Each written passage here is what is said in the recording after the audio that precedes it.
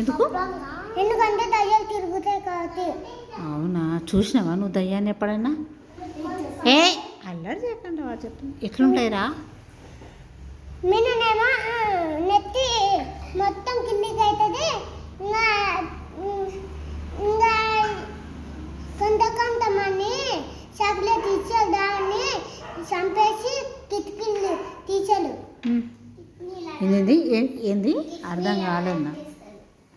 ఎవరు కొంతమంది చాక్లెట్ ఇస్తారా అని పిలిచి కిడ్నీలు తీసాడు. కిడ్నీలు తీస్తారా? వాడు చెప్తుండే కదా, కిడ్నీలు తీస్తారా? ఆహా. మరి మీరు చాక్లెట్ ఇస్తే పోతారా అట్లా? పోము.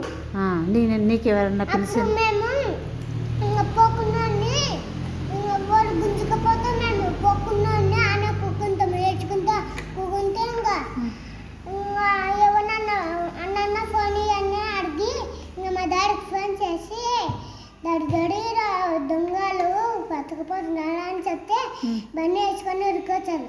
కాదురా, నువ్వు డాడీ ఎవరన్నా అన్నని అడిగి ఫోన్ ఇప్పించుకుంటావా? ఇస్తారా నీకు ఫోన్ అట్లా అడుగుతా? ఏడుకన్నా పోయేటప్పుడు మేము మా ఊరికి పోయేటప్పుడు మా చిన్నమ్మ అమ్మాయమ్మ ఏడుకన్నా పోయేటప్పుడు అన్న ఒకసారి ఫోన్ ఇవ్వవా అని అడిగి ఇచ్చే మేము మా అమ్మకి ఫోన్ చేసి మమ్మీ ఇడ్లీలు తింటాము, పైసలు ఇడ్లీలు తిన్నాక నువ్వు వచ్చేటప్పుడు పైసలు షాప్ వాళ్ళకి ఇవ్వమని అడుగుతాము. అవునా? అమ్మో, మరి ఫోన్ నెంబర్ తెలుసా నీకు? తెలుసు. నీకు తెలుసా? మీ అక్కకి తెలుసా? తెలియదు, కానీ మా అమ్మ ఇంటికి వచ్చేటప్పుడు వాళ్ళకి పైసలు ఇచ్చిపోతుంది. మరి నువ్వు ఫోన్ ఎట్లా చేస్తావు నీకు ఫోన్ నెంబర్ తెలియకపోతే? మా అక్క చేసినాను. మీ అక్క, అదే మీ అక్కలోకి తెలుసు కదా. అప్పుడు నేను గిటంగా పోయినా. ఎక్కడ పోయినావు? ఊరికి. ఏ ఊరికి? మా చిన్నమ్మ మా తాత ఊరికలా తినడానికి గిన్నెలు లేవని ఏడే రూమ్ తీసుకుని పైసలు పెట్టి వేరే రూమ్ తీసుకుందా? తిననీకి గిన్నెలు లేవని పైసలు పెట్టి వేరే రూమ్ తీసుకుందారా? ఏందిరా, నాకేం అర్థం కాలేదు.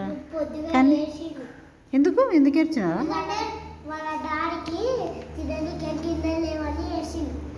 ఎందుకు ఏడ్చినారా భరత్? ఎందుకంటే మా డాడీ మా అమ్మ పనికి పోతున్న వాళ్ళైతే మా డాడీది మా అమ్మ పెట్టుకున్న వాళ్ళైతే నేను ఒక గిన్నె తీసుకున్నాం. అప్పుడు నాకు పొద్దున ఏడుపు వచ్చింది, ఏడుస్తున్నా. ఎందుకు ఏడుపు వచ్చిందయ్యా?